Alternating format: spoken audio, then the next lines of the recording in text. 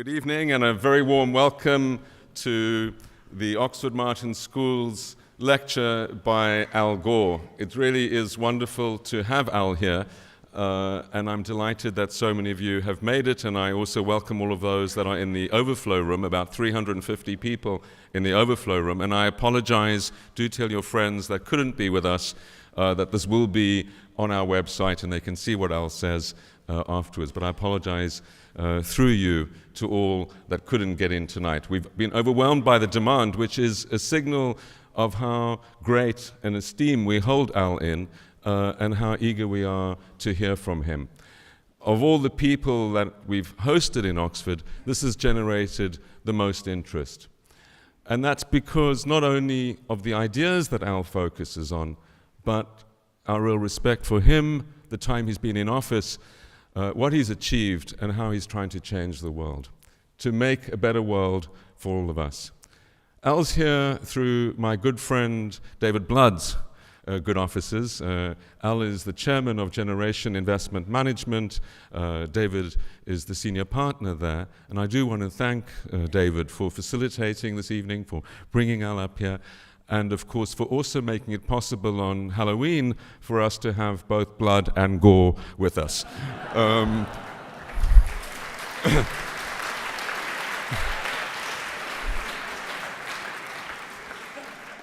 Fortunately, there will be no tricks tonight. Al is here. There's just one big treat for us all.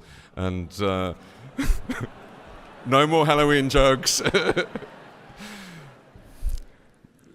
And that is because of his ability to think and to act. So former Vice President Al Gore is the co-founder and chairman of Generation Investment Management. He's a senior partner at Kleiner Perkins Caulfield, a member of Apple's board of directors, and he also spends most of his time in doing good work in lots and lots of activities, leading the Climate Reality Project, which is a non-profit devoted to solving the climate crisis, and working through his books, through other means, through his films, on raising awareness. And I think he's done more than anyone in the world to raise awareness on climate change, and for that he was awarded the Nobel Prize together with the International IPCC for his work on climate. He was an elected official over many, many years, first in the House of Representatives from 1976, then in the US Senate in the 1984 and 1990 period, and then, of course, as the 45th Vice President of the United States over an eight-year period serving with President Clinton.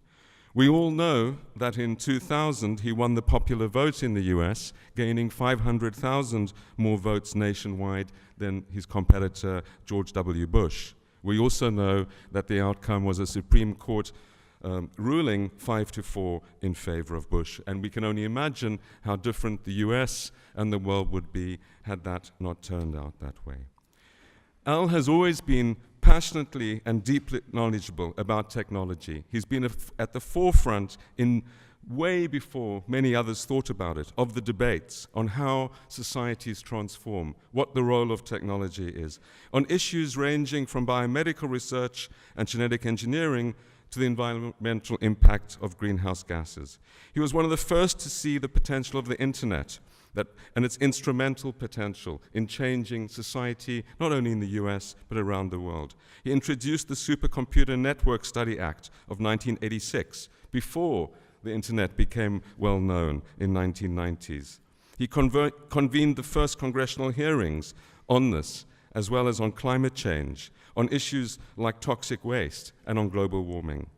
He has this interest and vision which goes beyond those of any of his fellow congressmen. He led the discussions, and of course, he knew about them. He reads deeply, he's involved in the detail, and he's able to amass the evidence, but not only amass the evidence, to change the world with it. And for that, we salute him. This is all too rare in politics, where either politics is benignly neglectful of evidence and technology and science, or else it's paralyzed by it. In this way, Al has always been way ahead of his time. He's the subject of an Oscar-winning documentary, An Inconvenient Truth, and with that, of course, the book that was a bestseller. Other books that he's written are Earth in the Balance, The Assault on Reason, Our Choice, A Plan to Solve the Climate Crisis, and most recently, the book which he's currently going to, I think, talk about, called simply The Future. The future is, of course, a topic which is central to the life of the Oxford Martin School, and I, as the director, am absolutely delighted that we've been able to find the synergy between what Al has been thinking about and working on for so many years and the research being undertaken in the Oxford Martin School. Our 350 researchers working in over 30 teams are working on the issues which Al highlights as being absolutely central to our future. And of course, our vision of humanity being at the crossroads and this being potentially the best or the worst of centuries is one which Al is working extremely hard on to make sure we have a positive outcome. The Oxford Martin Commission for Future Generations report, now for the long term, was published 10 days ago. We're delighted that it's had 300,000 downloads. We encourage you to look at it. But in that, we're trying to think about some of the issues that Al is highlighting. How does this move the agenda? How do we form governance structures which can take these forward? So Al, for us, is a visionary. He's a thought leader. He's an activist that we look to for guidance. And it's with absolute delight that I welcome him to the stage.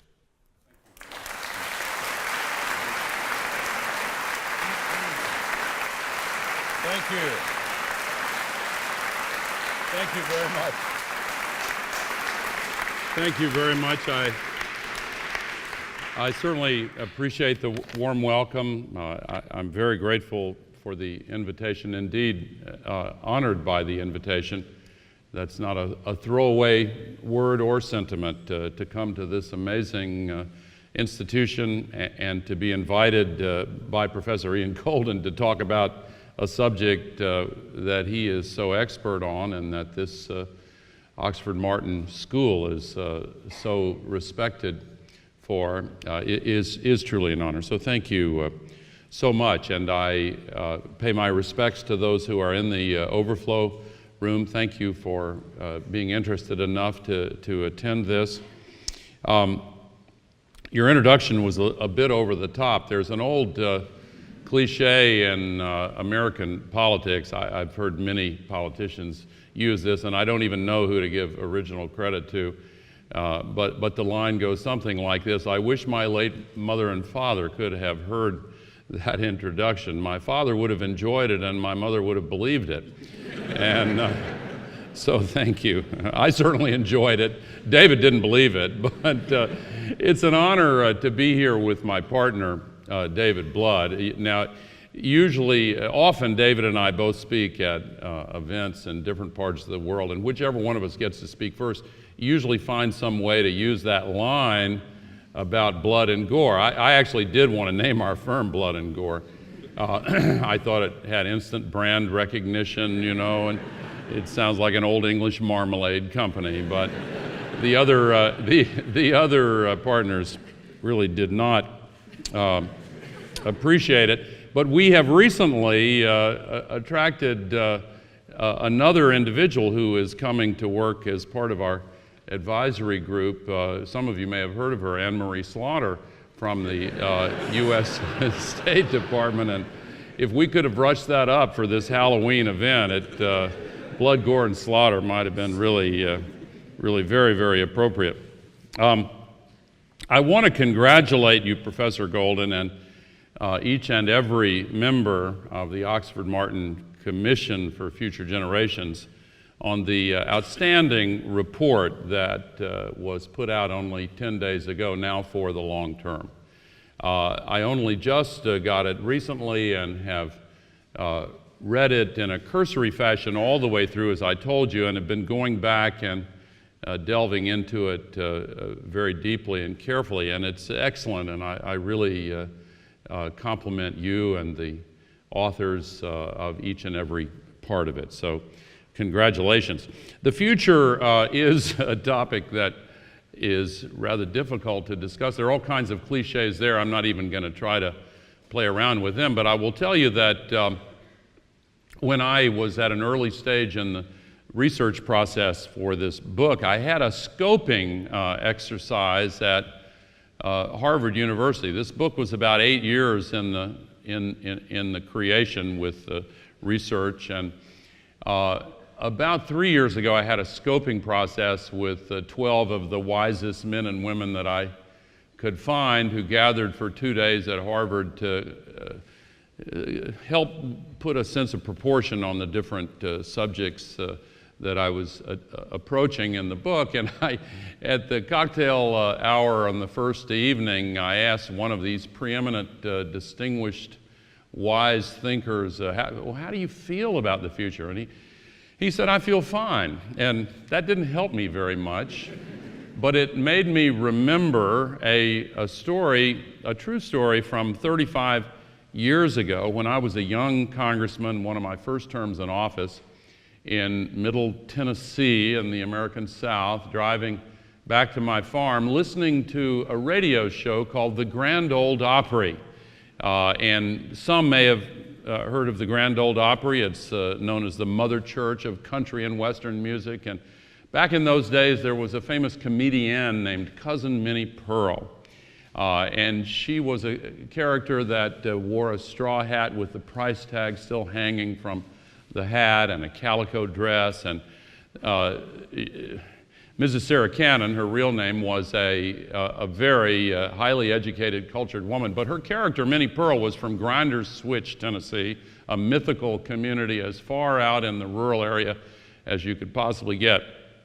And she told a story on the radio that night about a farmer who was involved in an accident, and he sued the driver of the other vehicle for damages. And when they went to trial, the lawyer for the other driver put this farmer on the witness stand and cross-examined him and asked rather pointedly, isn't it true that immediately after this accident you said, I feel fine? And the farmer said, well, it's not that simple. You see, I was taking my cow to town in the back of my truck, and this man came driving across the center of the road. And the lawyer said, I object. We don't want to hear a long, involved story. Just answer the question yes or no. Did you or did you not say immediately after the accident, I feel fine? And the farmer said, well, I was leading up to that. You see, I was taking my cow to town in the back of my truck, and this man came driving across the center of the road and ran right into my truck and knocked it over and threw me out and threw the cow out. I was on one side and the cow was on the other, and the policeman came up and took one look at that cow and said, oh, she is suffering, and pulled out his gun and shot her right between the eyes. He came around to my side of the truck and said, how do you feel? And so I said, I feel fine. And I think there's something of that attitude that many of us bring to this subject of the future. But let me begin, before detailing ever so briefly each of these 6 drivers of global change, by talking about the process of change itself. We, all of us, commonly think about change as a slow, gradual, linear process that makes today not that much different from yesterday, and will almost certainly make tomorrow not that much different from today. And yet we know in our own lives, and certainly from history and experience, that there are some other kinds of change that don't always unfold gradually. And one of them is emergent change. You are familiar with the phrase tipping point, and the metaphor of the tipping point applies within the context of emergent change, wherein forces capable of changing present conditions mount up, build up, without any obvious change being manifested because of barriers holding back the forces that are gathering.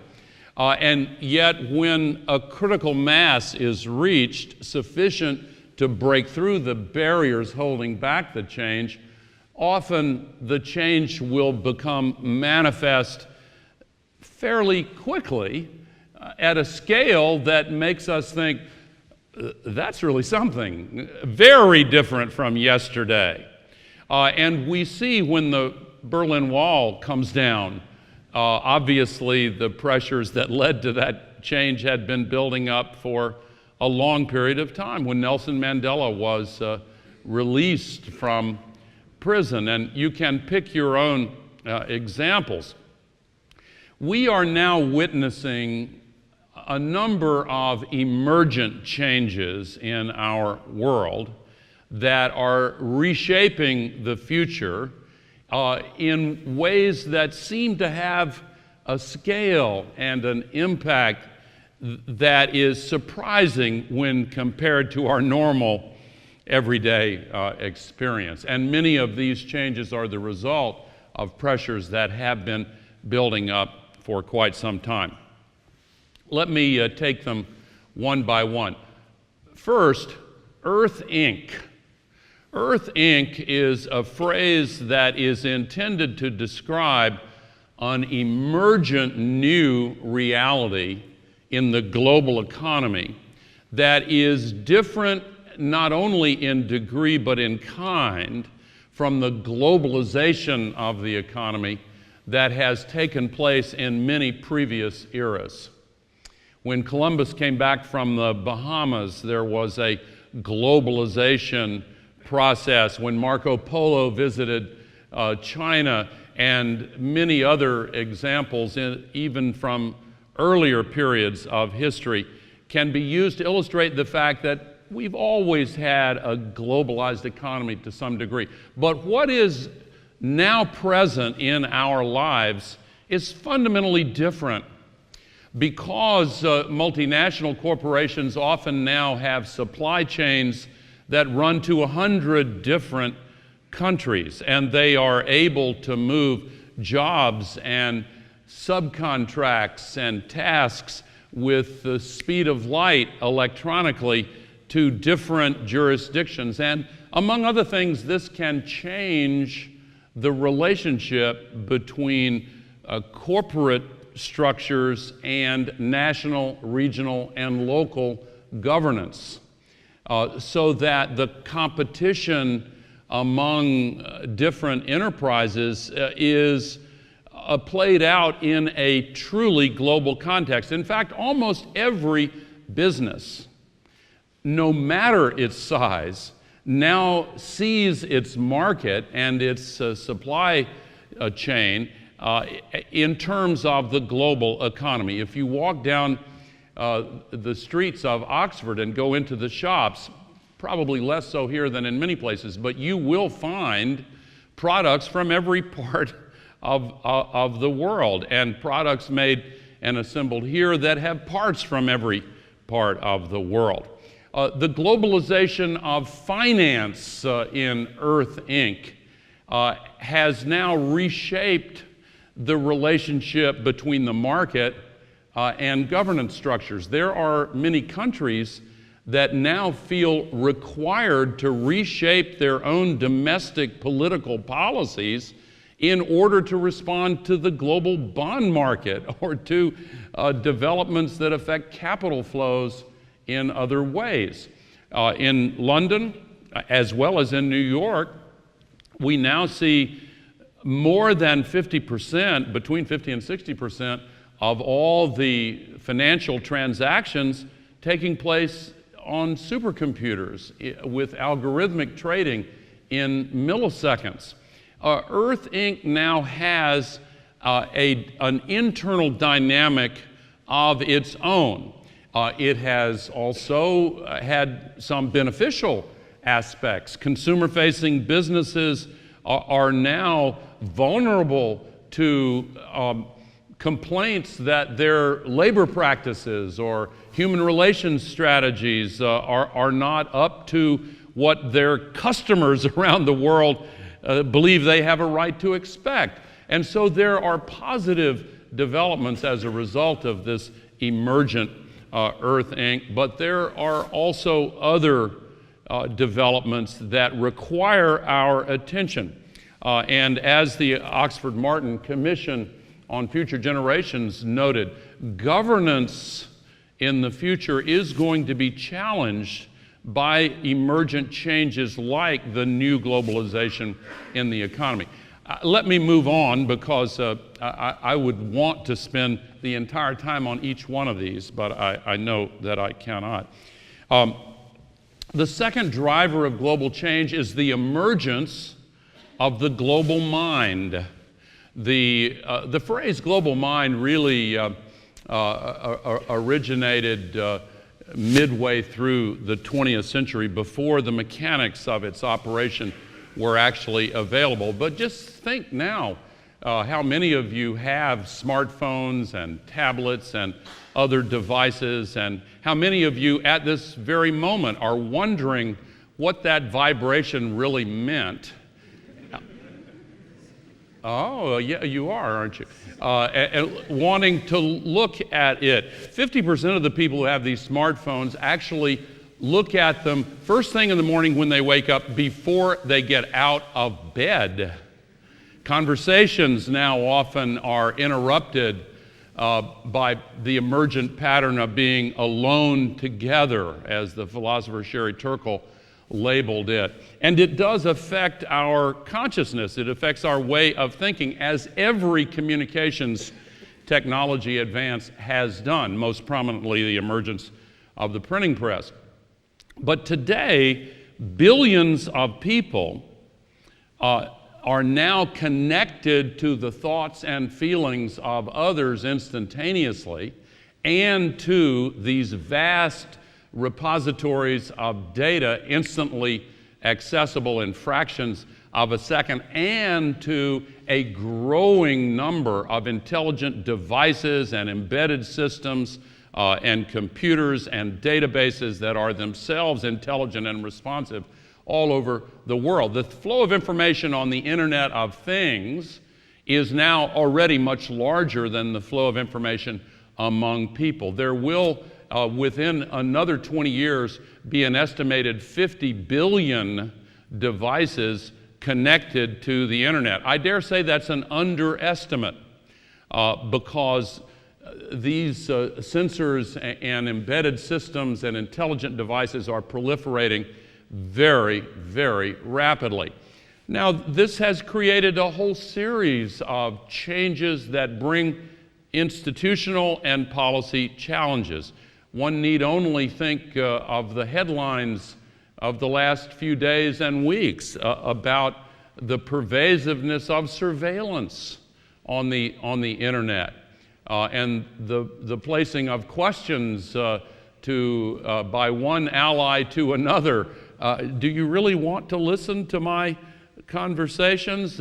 And of course, the pervasiveness of this surveillance, which is now frequently discussed in the context of intelligence agencies, often moves past the surveillance by commercial firms, because we now have a stalker economy where everyone's every move on the internet is a target for tracking, with the information being sold to advertisers who can get a few more fractions of a penny if they can target the advertisement to someone who fits within a group that tells them they're more likely to respond to it. There's a new app that allows the real-time monitoring of telephone conversations with the use of words spoken in the telephone conversations as keywords to trigger advertising to the speaker. And some people voluntarily download that app, want it, live with it, and see it as beneficial. I don't quite get that, but there's a lot that is a little bit different in the global mind than some of us would have thought would emerge. But these developments are truly reshaping our world, and the emergence of artificial intelligence is now challenging the long and widely held assumption that many occupations and professions would always remain the unique province of us as human beings. There's a new algorithm that some law firms are using that makes it possible for one first-year lawyer to do as much legal research as used to require 500 first-year lawyers, and the quality goes up. There is now a company called Narrative Science. David and I have actually met with them, know them quite well, that produces journalism with computers. And the stories that result are, for all practical purposes, indistinguishable from stories written by real live reporters. And they have been covering events like school athletic events that the regular media won't cover, but they're moving into other fields of journalism as well. And those are only two among many examples. Now, what are the consequences? Well, here in England, centuries ago, Ned Ludd famously organized weavers to bust the machines that he feared would take the jobs of weavers, and the Luddite fallacy has long since represented the truth that new jobs are created in larger numbers than those eliminated when new technologies are introduced. We believe that to be true, and it has been true. Many economists are now saying it is an open question whether or not it will remain true, because the middle class is suffering some significant impact from the combination of outsourcing in Earth Inc. and robo-sourcing facilitated by the global mind. And outsourcing and robo-sourcing are interwoven. They work together. And as a result, many higher wage middle income jobs are now declining at a rate that is causing many economists to ask how we will replace this income for what have been consumer demand-driven economies since the beginning of the 20th century. Again, there are many fantastic positive benefits that come out of this new global mind, and hopefully the positive will outweigh the negatives as we grab hold of these challenges. Next, let me talk about the second large technological revolution that is bringing sweeping change in addition to the digital internet computer revolution, the biotech, proteomics, genomics, material science revolution, which is now giving us the ability to reshape all of solid matter, take control of evolution, direct the future evolution of plants, animals, and at least theoretically human beings, because we now have the ability to make changes that will affect all future generations. And ethical prohibitions have been extremely useful in helping those who are active in this field to make careful choices. But the potential is advancing so rapidly, it's at times dizzying. Anybody here, for example, have any spider goats? Just checking. Spider goats. Spider silk is very valuable commercially. The tension strength and lightness, and it has uses in industry and in the military and elsewhere. The problem is it's hard to get large quantities of it because it's difficult to farm spiders. They're aggressive and cannibalistic, and those are only two of the reasons I don't want to farm spiders. But here's what you can do, and what is being done. You can take the genes of orb-weaving spiders and splice them into goats and make spider goats. And they look like goats, mercifully. but they secrete spider silk through their udders with their milk. And it's easily strained and collected and sold into the marketplace. University of Utah in my country is one of the places where this is being done, and their traits are passed on to successive generations. Everybody okay with that? Some said no, others, smaller number of you, said yes. And that's fairly typical. It's easy to forget when we come across something that seems creepy. The word creepy is a scientific term, actually. It's not a scientific term, but it is a term that is frequently used. And it's worth a little explication. Creepy is not fear. It's pre-fear. It's the feeling that you might want to be afraid of something, but you're not sure. And actually, this comes up with the surveillance on the internet. When you select a search term, some people think, oh, is this okay? When you encounter spider goats or human trait selection, then there is a kind of pre-fear. But when we experience that, we sometimes overlook the incredible benefits that come in the forms of new cures for cancer, new cures for Alzheimer's, new cures for this, that, or the other, allowing quadriplegics to walk and move again. All of these things are potentially in prospect because of these kinds of advances that are being made.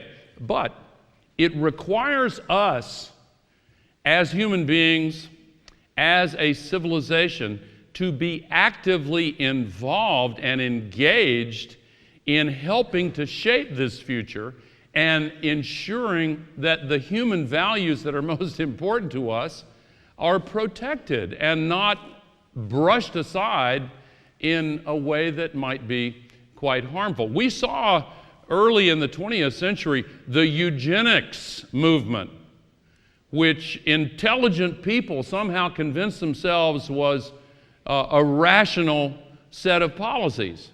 And in fact, it was cruel and insane. And so holding to our deepest values can be quite important, lest we have distributed eugenics or neo-eugenics. In any case, in making decisions like these, it is important to look at the governance structures that we have in the world and examine the power relationships that exist in the world. And one of the other drivers of global change is the resorting of power relationships in the world. We are seeing a more profound shift in economic and political and the beginnings of military power shifts than we have seen in the last 500 years.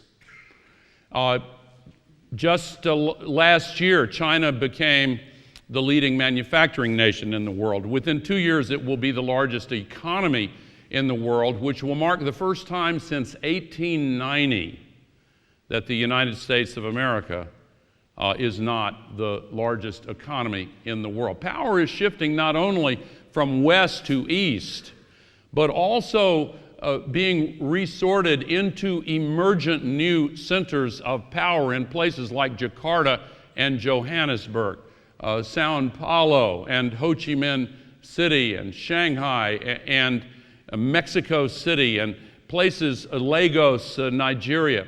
And we are seeing a shift that brings with it the diminishing of a leadership capacity exercised by the United States since the end of World War II, and particularly since the collapse of communism in 1989.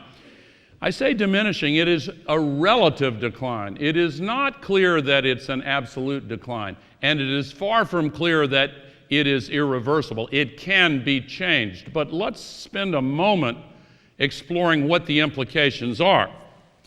Because the institutions for global governance that were established after World War II, the United Nations, the International Monetary Fund, the World Bank, what is now the World Trade Organization, and regional and global security organizations, NATO and CETO and the like, gained stability and provided an impetus for peace and prosperity, partly because the United States of America played a dominant role in drawing up agendas, in offering designs, in providing leadership, and when the majority of others agreed, taking the initiative to move forward. What alternative is there if the United States did not play that role? I'm keenly aware here in the United Kingdom that some of my words may sound like I'm overly proud of my own country, and I am very proud of my own country, but I just want you to know that even though I'm aware of that risk, I nevertheless reassert it. There is no alternative to the United States of America. China cannot command the respect, let me choose my words differently. The rest of the world, because the world does respect China, but what I'm trying to say is the world is not likely to follow China in the same way it has so often followed the U.S.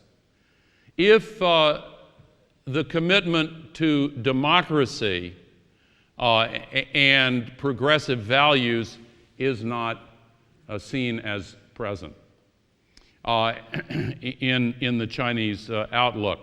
The European Union could in theory, but the European Union does not have a president, does not have the ability to speak quickly and forcefully with one voice. Perhaps at some point in the future that will emerge. But who else is there? So it is important to look at this change in power relationships in the world in a way that also encompasses an examination of changes in the power relationships within the United States of America. Because the embarrassing and pathetic dysfunction in Washington, D.C.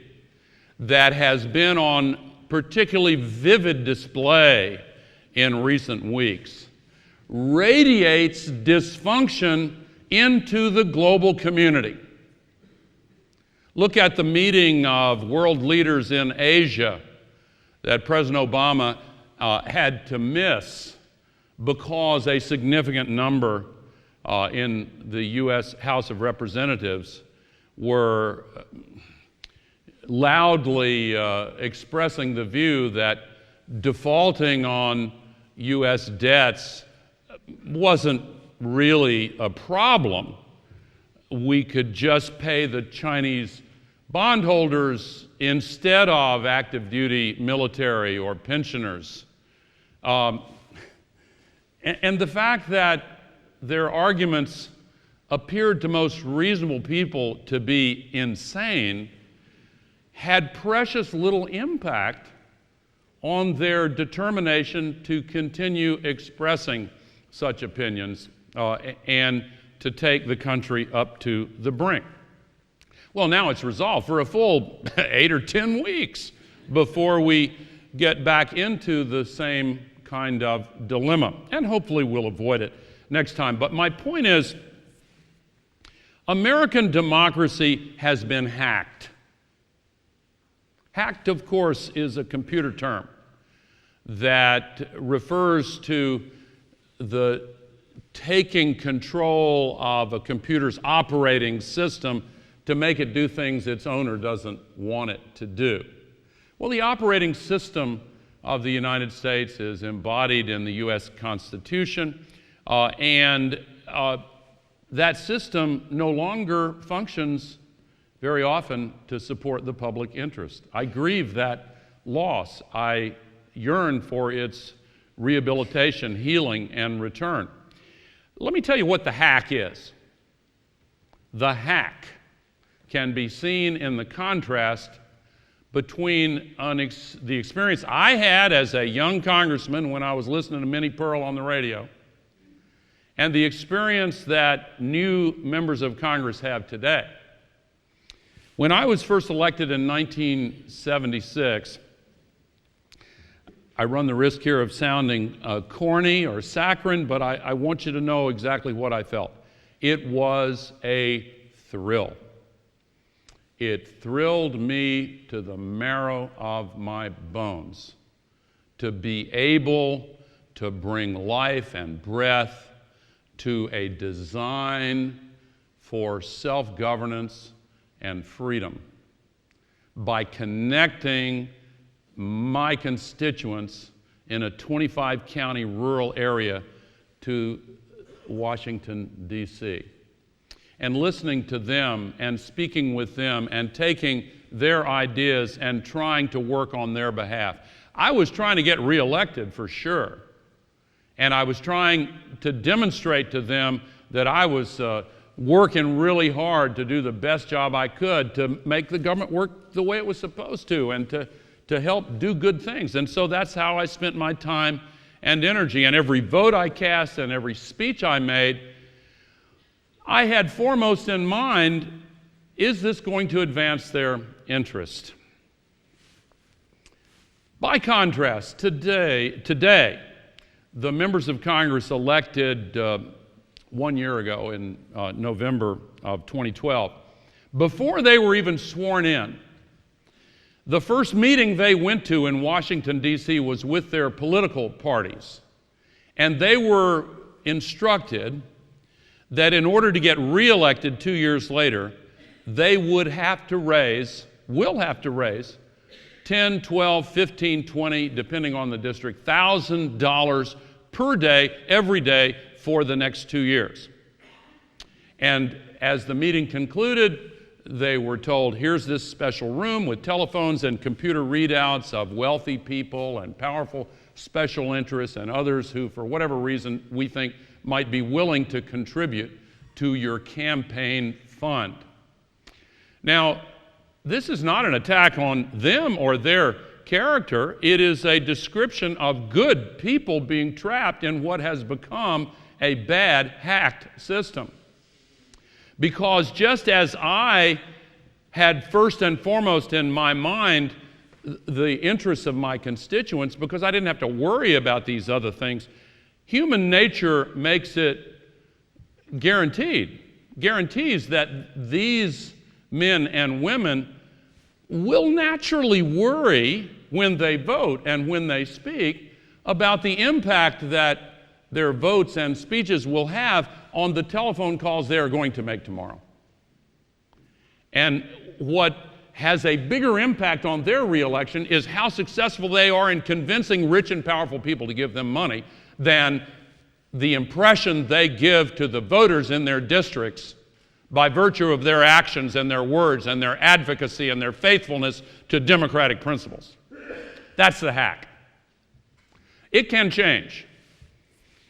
As part of the global mind, the internet is now bringing, once again, an ability for individuals to engage in the conversation of democracy. And I am optimistic that this will be ultimately a self-healing process. But it requires a decision by individuals to become involved, to get engaged. Apathy is not irony. Watching it from a distance and bemoaning it is no substitute for becoming actively involved. And by the way, your generation, I speak to the students, is more involved, partly because of your ability to connect with one another and knowledge and issues and activists, more involved than any prior generation I know of. So I am an optimist. So let me conclude by talking about the final two drivers of change.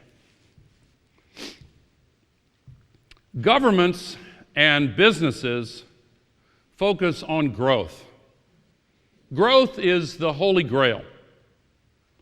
And growth is defined in a way that we all take for granted. The chapter is called Outgrowth.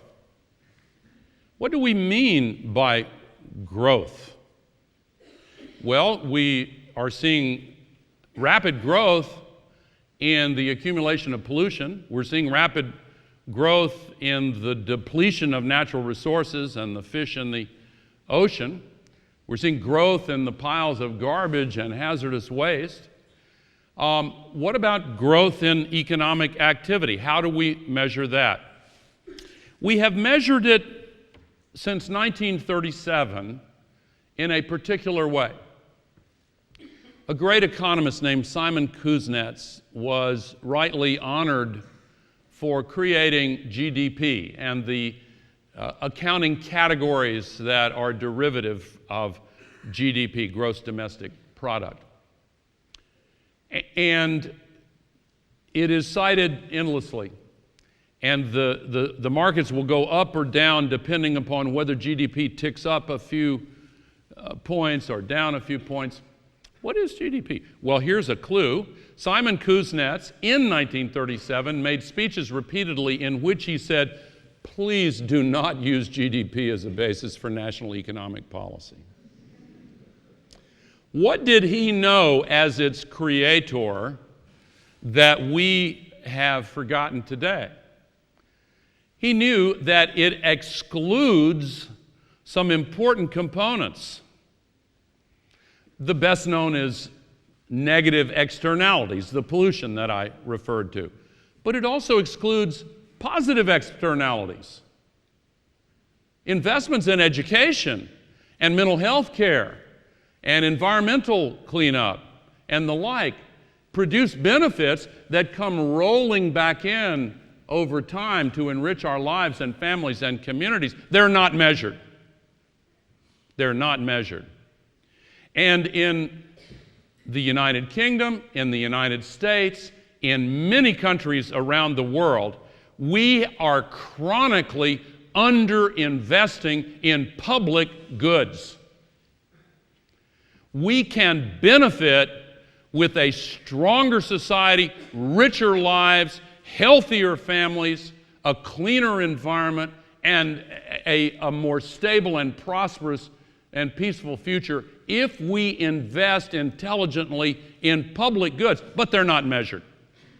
What else is not measured? The depletion of natural resources. For every kilogram of grain produced in the American Midwest, a kilogram of topsoil goes down the Mississippi River. In some other countries, particularly in sub-Saharan Africa, the depletion of soil carbon and topsoils has reached dangerous levels. It's not measured. And when the production of grain in factory farms and industrial agricultural operations ignores the depletion of groundwater, ignores the strip mining of topsoil and the accumulation of toxics in the soil, what's measured is the increased output taken to the world market. Hooray! But the loss of productivity in future years, and in some cases the collapse of productivity as a result of the reckless depletion of the resources that make it possible, that's not measured. So when I say this measuring system is functionally insane, I'm not trying to exaggerate. It is. And it has to be remedied. What else is left out? Well, as Kuznets pointed out, we don't measure the distribution of income. So that this is not an argument for redistribution. I happen to be in favor of a much more progressive system of taxation than we have in my country, for example, but this is just a technical matter. Let me give you an example. Since the economic recovery began in 2009, in the United States of America,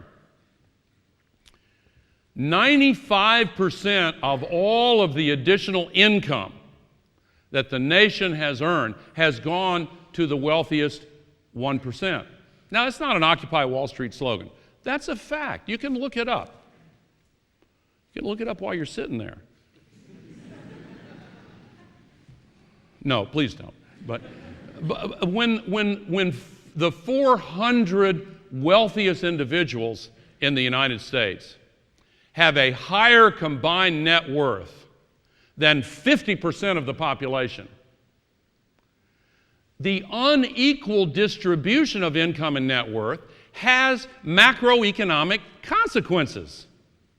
Look at the quantitative easing, QE2, that the Federal Reserve in my country and the Bank of England and other monetary authorities deal with now. Why do they do that? Because our economies are trying to achieve escape velocity to keep from being pulled back down toward the Great Recession just past. And the hydraulics of economic activity require more money in circulation. Well, if 50% of the additional national income goes to, if 50% of the net worth is with 400 people, if 95% of the additional income goes to the top 1%, then they don't spend it in the same ways that people who are living hand to mouth, who are going to the stores, who are feeding their families, spend it. And the research shows that. So inequality is a serious issue. An economist friend of mine from South America once pointed out that, inflation, you always have a little, but you have to avoid the hyper variety. Corruption, it's going to be difficult to ever eliminate it completely, but you have to at all costs avoid the hyper variety. Inequality is essential for the operations of capitalism. And there's nothing wrong with it. But we have to avoid the hyper variety. So as we make growth the holy grail, we need to measure it appropriately. And we need to be clear in our global conversation about the future where we are going. If our compass is heading in a direction that's misleading, if it's pointing off the edge of a cliff, then we need to fix the compass. And it doesn't mean get rid of GDP, but it means to develop, as the Commission on the Future that Oxford Martin has recommended, a set of metrics that will tell us more accurately whether we're going in the right direction or the wrong direction. Now, finally, the last driver of global change. You'd be surprised if in a book that I wrote, there wasn't at least one chapter on the climate crisis. And indeed, I believe deeply that the climate crisis is the most powerful driver of global change. I will not spend as much time on it here because I have spoken about it a great deal, and perhaps some of the questions will focus on it as well. But here we are at the beginning of the second decade of the 21st century, having quadrupled human population in less than a century, added 1 billion extra people in just the first 13 years of this century. We will add another billion in the next 14 or 15 years, and another billion after that to almost around 9, even more potentially by mid-century. And 85% of all the energy that we use worldwide comes from carbon-based fuels. A little over 100 years ago, in 1859, at the Royal Society in downtown London, the great scientist John Tyndall announced his discovery that CO2 traps heat. The very same year, the first oil well was drilled in Pennsylvania, in my country, and oil was joined up with coal and now later gas to become the source of energy. Ancient stored sunlight, as some have described it. What a treasure trove. And we didn't intend to destroy the integrity and balance of the atmosphere, but we have known for some time that that is what we are doing. And today we put another 90 million tons of global warming pollution into the atmosphere of the Earth. It's a thin shell, you know. If you could drive a car at normal speed straight up in the air, you'd get to the top of the sky in about 5 minutes. It seems like a vast expanse when you stand out on the ground in the middle of the day and look at the sky, but the astronauts confirm for us it's very thin, and we're filling it up. The accumulated man-made global warming pollution that is up there now traps enough extra heat energy every day to equal the amount that would be released by 400,000 Hiroshima atomic bombs going off every 24 hours. It's a big planet, but that's a lot of energy. And that energy contributed to warming. 90% of it goes into the oceans. 1 year ago this week, the Atlantic Ocean off the coast of New York and New Jersey was 9 degrees Fahrenheit warmer than average, 5 degrees Celsius warmer than average.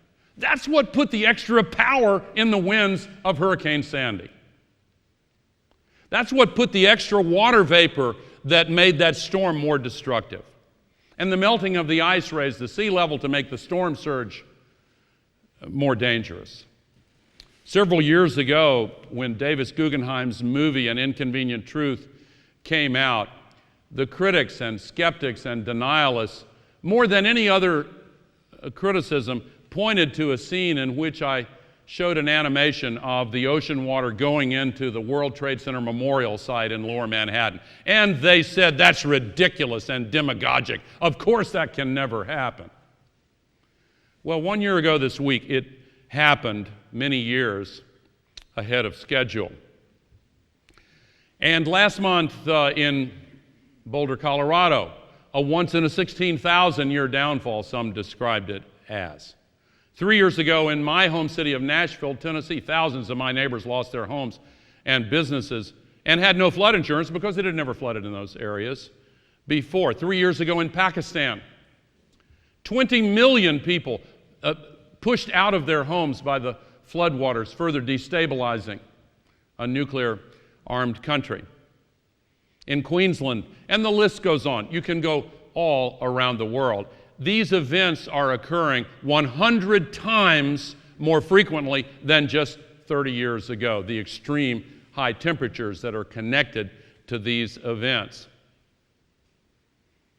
There's 4% more water vapor in the sky than 30 years ago. The storm that hit southern England just earlier this week, terrible loss of life. Thank goodness it was not, that there were not more lives lost. And people recover and move on. God bless them. But the best scientists are now telling us this. Every storm is different because of global warming. Because with 4% more water vapor in the sky, that 4% is not just true of the area directly above where the raindrops fall. These storms stretch out often 2,000 kilometers and funnel the moisture toward where the drain is opened, where the storm event takes place. And the same extra heat dries out the soil and causes, in the drier areas, deeper and longer droughts, and melts the ice and affects the course of the Gulf Stream. So we have to reduce our emissions of global warming pollution. Now here's the good news, and I'll close with this.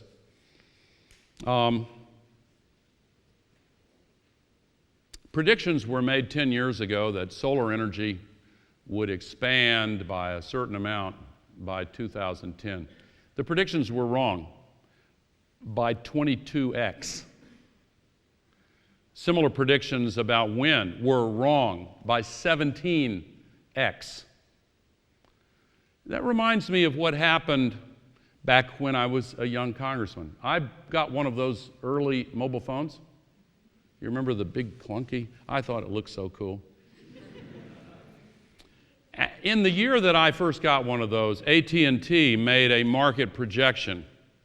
They put a lot of work into it. And they said that 20 years hence, in the year 2000, they had concluded that there would be 900,000 of those phones purchased. Well, by the year 2000, there were 109 million of them purchased. They were wrong by 120x, and today there are 5 billion of them. Why were they so wrong? 4 factors. Number one, they didn't count on the cost down curve being as steep as it was. They didn't count, number two, on the quality improving as dramatically and as quickly as it did. Number three, they didn't think about the fact that the decision to purchase was not in the hands of the telephone companies or utilities or centralized institutions, but individuals. And number four, they overlooked the fact that in developing poor countries without a landline grid of telephone lines, they could leapfrog the old technology and go straight to the cell phones. Now think about solar panels and small windmills. The cost down curve has now put the cost of renewable electricity below the grid average price for a couple of billion people in the world. And within 7 years, 85% of the world's people will be able to buy renewable electricity at a price equal to or below the grid average price. And the quality is increasing. The business models are improving, and individuals make the decision to purchase. And once again, in the poor countries where the pickup is even more rapid, they don't have the grid of electricity lines. They're leapfrogging. We are seeing the beginnings of a disruptive transformation that will bring with it the most powerful and beneficial business transformation in the history of the world.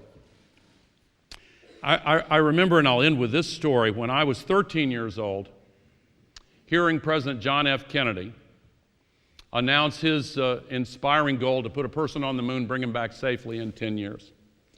And I remember how many older people in that era said, that's going to cost a lot of money. I'm not sure that was wise. This was maybe a mistake. But 8 years and 2 months later, Neil Armstrong set foot on the surface of the moon. And the moment he did so in NASA's Mission Control in Houston, Texas, a great cheer went up. And the average age of those systems engineers cheering was 26. Which means their average age when they heard that challenge was 18. And they changed their life plans. And they decided to make the future and equip themselves with the knowledge and the skills that they would need to make that goal come true. Today's students have similar aspirations for a future that is worthy of you. And those of us in my generation have an obligation to open the door to that future. We have the ability. We have everything we need with the possible exception of political will. But always remember that political will is a renewable resource. Thank you very much. I appreciate this opportunity to be here.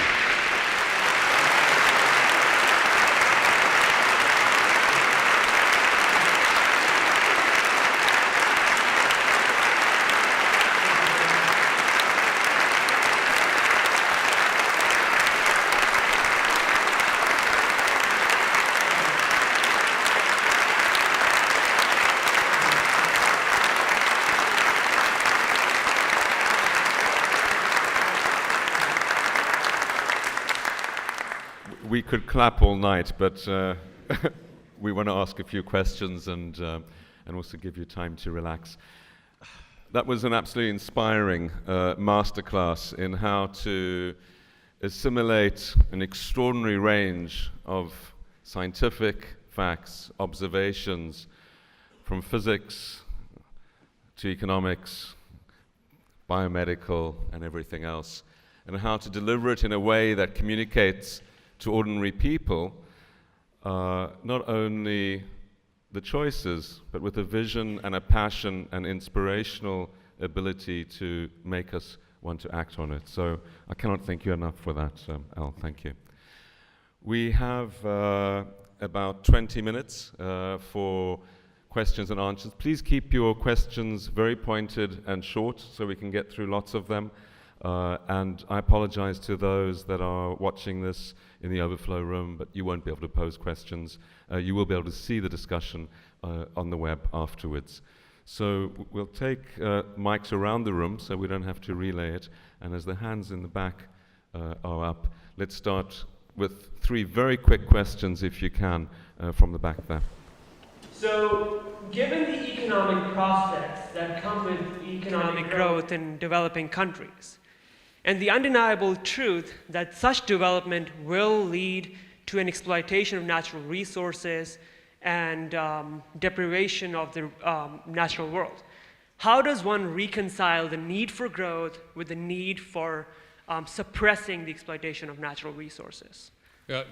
Reconcile the need for growth with what was the last? With the need to protect our natural resources, prevent the exploitation. Natural resources. Yeah. Okay, let's take three at a time. The person next to you. My name is Stephen. I'm in the Blavatnik School of Government in the MPP program. My question is, you talked a lot about the challenges of the 21st century. In terms of the solutions, you pointed out that many of our 20th century institutions are outdated in tackling these 21st century challenges, and there isn't the sort of the interest from global powers in tackling these challenges. What do you see are sort of the necessary global institutions or leadership that is needed, and where does it come from to make these reforms? And the person next to you. Hi, thank you for coming. My name is Javier Endara. I'm from Panama. I'm from the Blavatnik School of Government too. I wanted to ask you, for us students, leaders of the future, what would you recommend us do, even in extreme ways, to save the environment?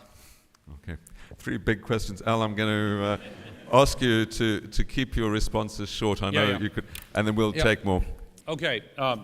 First of all, how do you reconcile the need for growth in developing countries with the protection of natural resources? I do want to reemphasize what I believe is the real importance of measuring growth in a rational and sane way.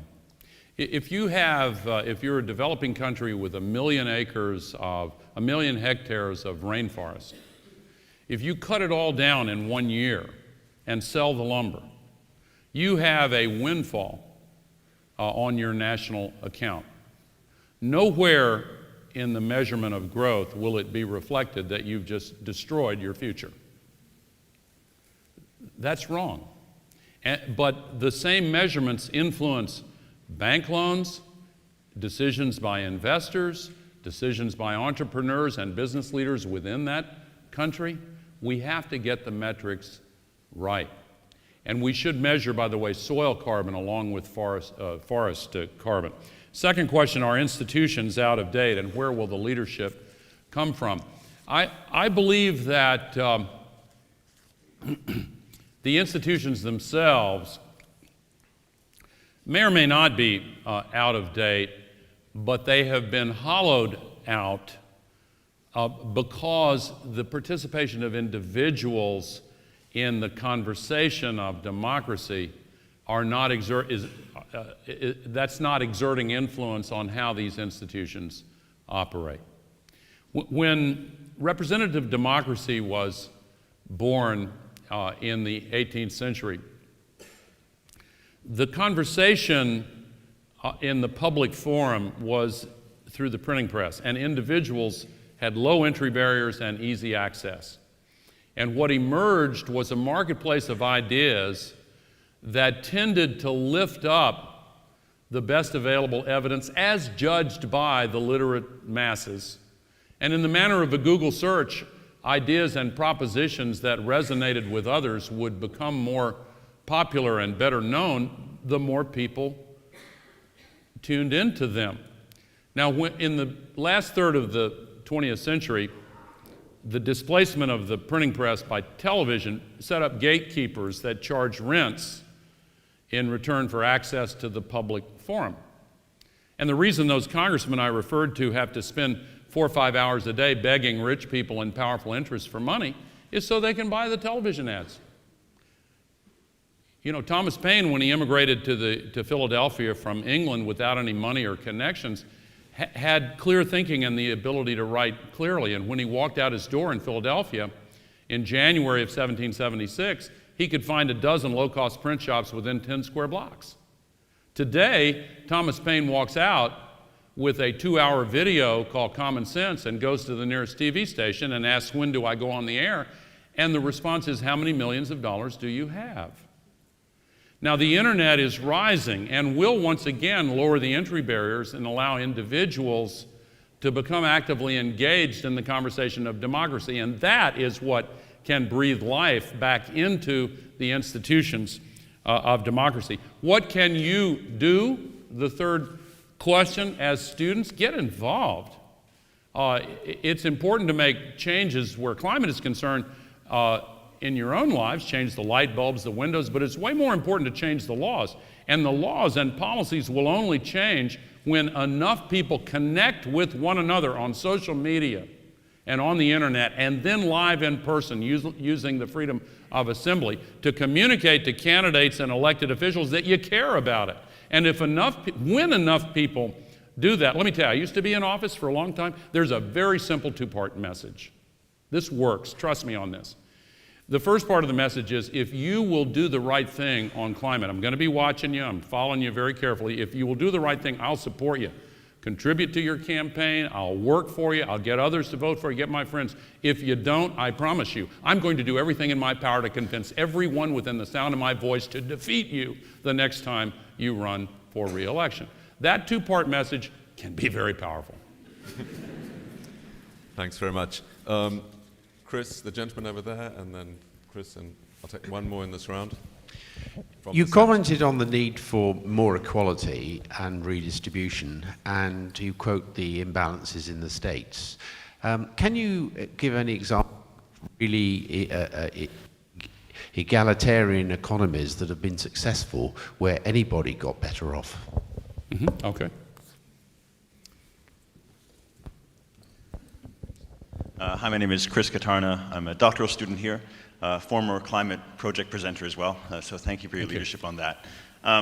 My question is about technological innovation, and I guess it relates to our ability to solve the big challenges of the future. But a lot of economists are pretty skeptical about that. They say that the big breakthroughs are in the past, and everything that we're doing now, even spider goats, is just incremental. So, do you agree with that, or what's the disconnect between how you see it and how a lot of economists do? Thanks. Okay, and the gentleman at the end there. Yeah. Hi, thank you for your speech, Mr. Gore. I was just quickly asking, seeing as you talked about the internet as one of the most powerful drivers of global change, what your opinion on the NSA revelations were, and along with that, the WikiLeaks phenomenon. Thanks very much. Yeah. First of all, on inequality, I did deal with it in the context of the U.S. numbers. Inequality of incomes and net worths is growing in the UK as well, in Europe, in Japan, in China, in India, in most all of the developing and emerging economies. There are a few exceptions in South America, which in the words of the old song, where they've been down so long it looks like up to me, but with those few exceptions, it's increasing everywhere in the world. Now, on a global aggregate basis, the Gini coefficient, which is the most common way of measuring economic inequality, is actually getting better, because in aggregate, the shift from developed to developing countries of jobs, income, technology but within the developing countries as well as the developed, the inequality is growing. Now, you asked about economists who, Joe Stiglitz is one of several who has pointed out that the periods in economic history that have shown the most progress have been those periods that have been characterized by less inequality. Now again, inequality is a necessary condition for capitalism, and capitalism is by far the best system for organizing economic activity. It's more consistent with higher levels of freedom. It allocates supply and demand and allocates resources very efficiently. It's at the base of every successful economy, and most importantly, it unlocks a higher fraction of human potential with a ubiquitous set of organic incentives that reward hard work and ingenuity and innovation, which I'll come to in a moment. But if we devise those incentives and rewards in ways that unlock that energy and innovation and focus it on the short term and on measurements that lead to more inequality, then that is threatening to the vitality and continued sustainability of dynamic markets. I believe that very strongly. Now, on innovation, I have heard, who asked this? I hear this, that, the flush toilet was invented a long time ago and nothing since has been as valuable. And, they have a list of these things. And so the recent inventions are mere afterthoughts. I don't buy it. I think it's a myopic view.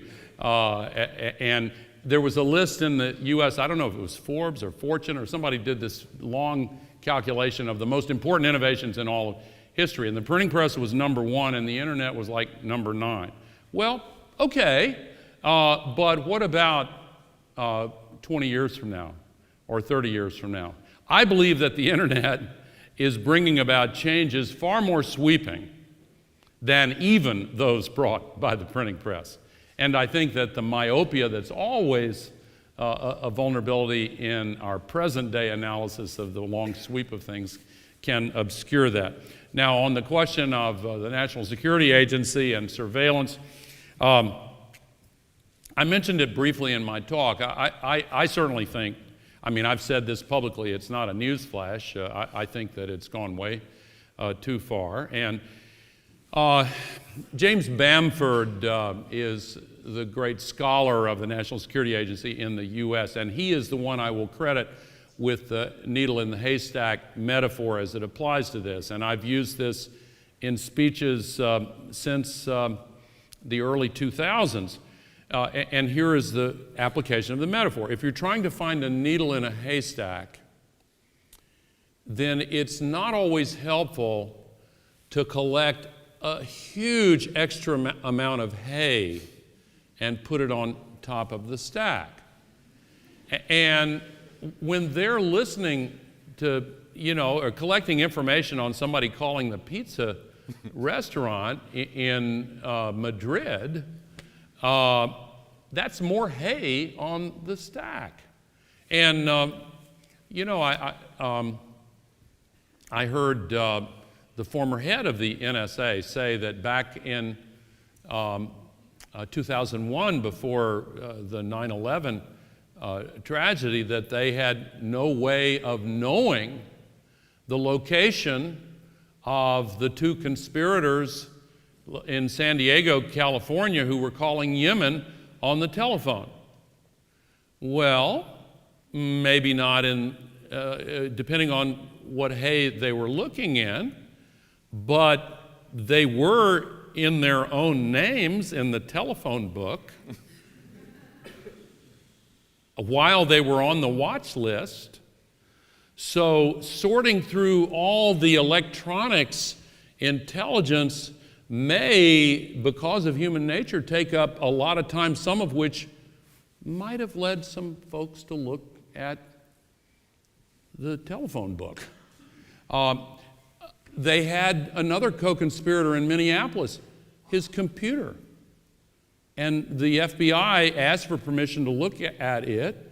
I think there's indiscriminate examination of personal material, but that's certainly an example where they should have been looking at it right away. Another FBI local office, or one of the security agencies, reported that there were a couple of guys taking lessons in how to fly planes, and they didn't want to know how to land.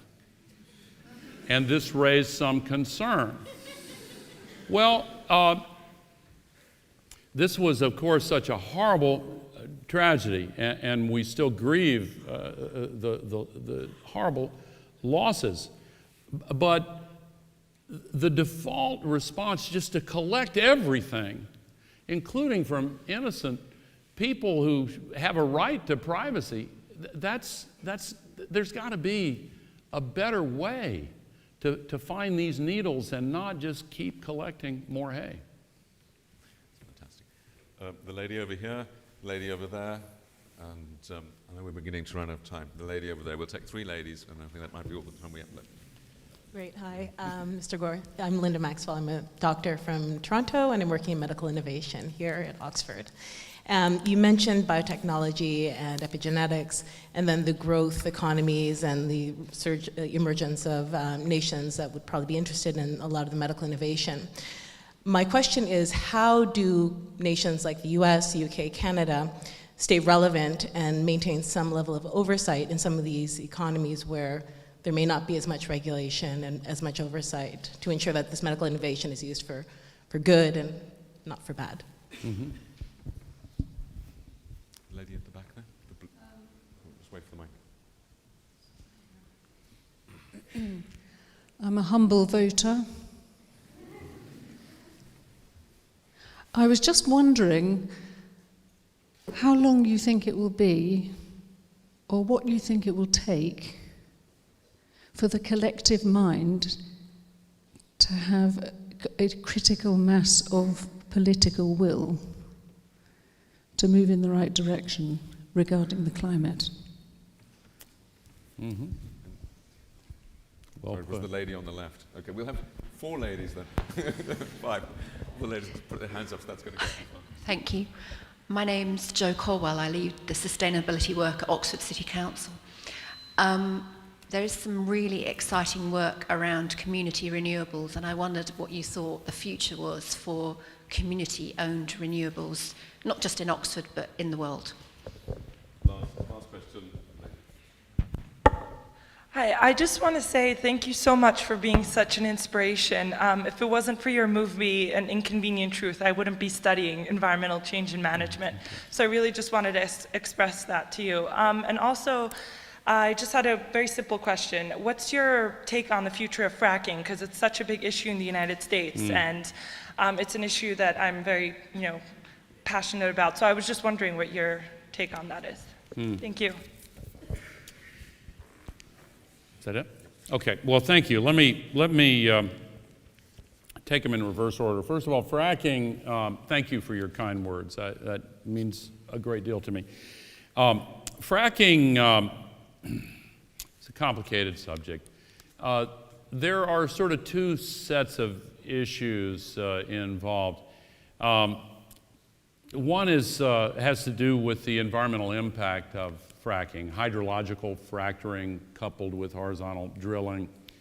The person who really developed these twin technologies died earlier this year, George Phineas Mitchell in Texas. I knew him. He was really a great man.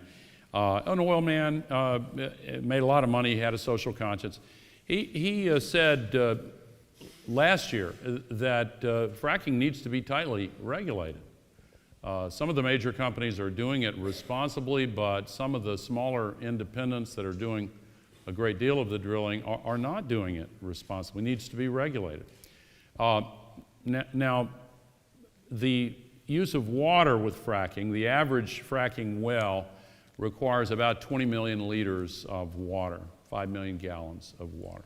That water is then mixed with sand and chemicals, some of which are toxic. Goes underground to fracture the rocks and absorbs in the great heat and pressure at that depth other minerals, some of which are also toxic. That water is then permanently removed from the water cycle. And it is sometimes disposed of in ways that result in the pollution of drinking water supplies. The industry minimizes that, but it's happened too frequently. Now, the water aquifers are at a depth far shallower than the regions that are fracked, but they go through those regions. And the concrete casings may not be as durable as the industry says. In any case, there are some problems, and they need to be addressed, and they are resulting in increasing public opposition. Now, there's also the problem of leakage, and here's why that's important.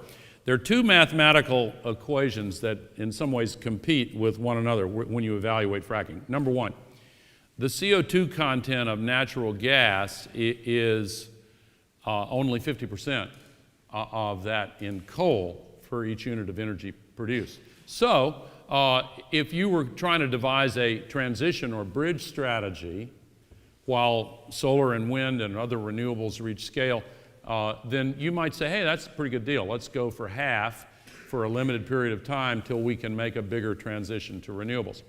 But there's a second equation, and that is that each molecule of methane, which is 99% of gas, is 72 times as powerful in trapping heat as a molecule of CO2.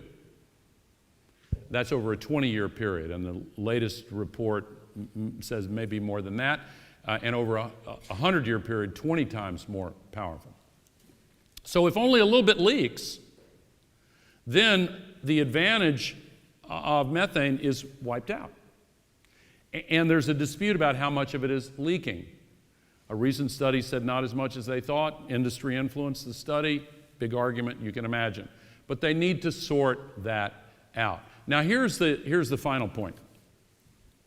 If it's 50% of coal, it kind of raises the question of whether the proverbial glass is half full or half empty. The problem is the atmosphere is completely full of global warming pollution. And so as soon as we can decarbonize the economy, we need to get off all of carbon-based fuels. It's insane. The 90 million tons we put up there today, 20% of it will still be warming the Earth 10,000 years from now.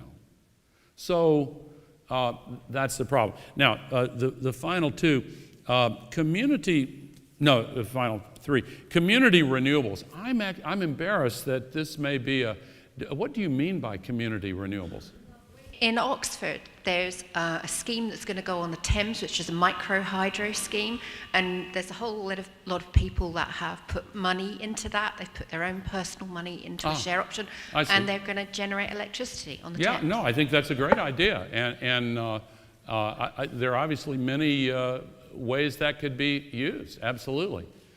There's also an older technology called district heating, where waste heat can be used through underground tunnels. There are lots of examples, so I'm all for that. Now, the regulation of biomedical research in developing countries where there may not be the standards, that's a real conundrum.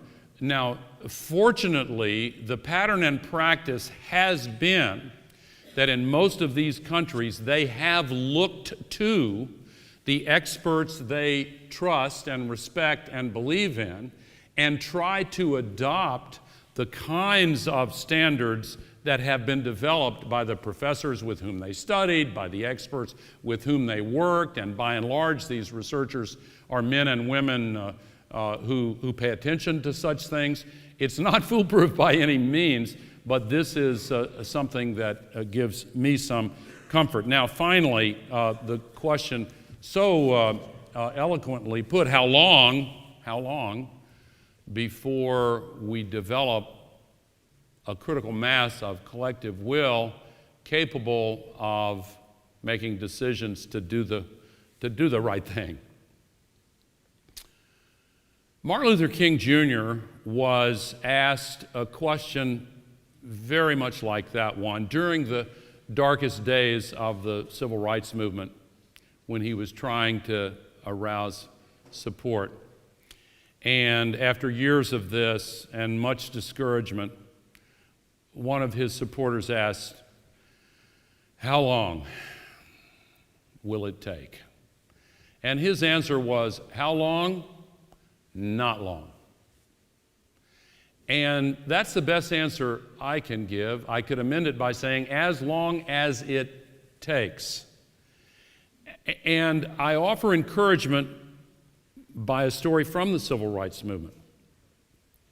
I told a story when I was 13. When I was 11 years old, in 1959, a young African-American man named John Lewis had come from rural Alabama to Nashville, Tennessee, near where I was growing up that summer. And he went to the American Baptist Seminary and decided to desegregate the lunch counters in downtown Nashville. And he and the group that he assembled, black and white, went to sit down and ask for service at the lunch counters. And they had studied Mahatma Gandhi's strategy and technique of nonviolence, and they got their heads beat in.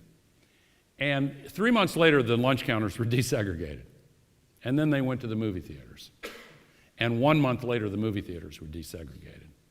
And the movement spread to North Carolina, and then to Alabama, and Georgia, and Mississippi, and across the country. And 50 miles away, one of my friends made a kind of a racist comment, and another one of my friends said, "Hey, shut up." And in millions of conversations, the conversation was one on civil rights. Why? Because it was resolved into a simple choice between what is right and what is wrong. And when questions are resolved into that choice, then we prevail. That's why the abolition movement that began here prevailed. It became a question of what's right and what's wrong.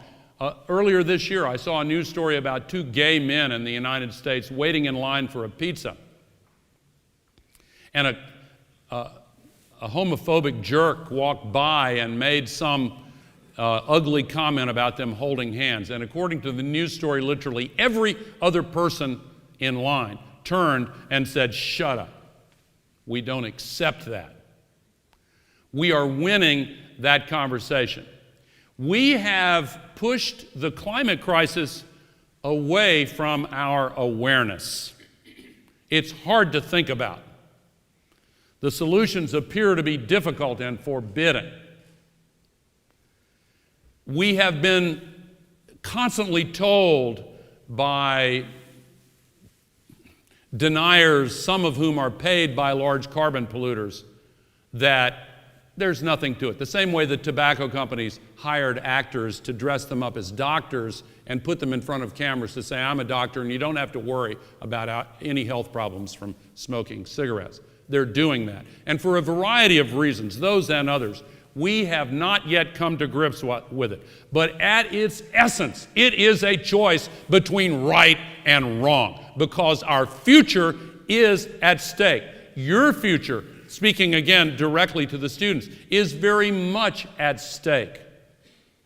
And when that becomes clear, we will have the critical mass, and it will not be long. Thank you very much. Thank you very much. Thank you.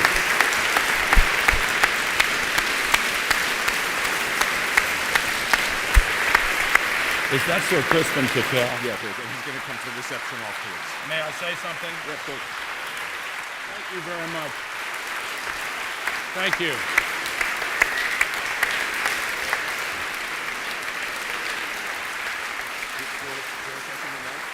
Yeah, do you mind? Thank you. Before I leave to go to the reception, I don't have my distance glasses on, and there are probably many people here I should acknowledge, but I wanted to make a particular point to acknowledge my friend, Sir Crispin Tickell, who is here, one of my mentors, one of the mentors of Prince Charles, one of the mentors of the Royal Academy. I may be a little over the top, but really one of the great figures in climate science, and I'm honored by your presence, Sir Crispin. Thank you.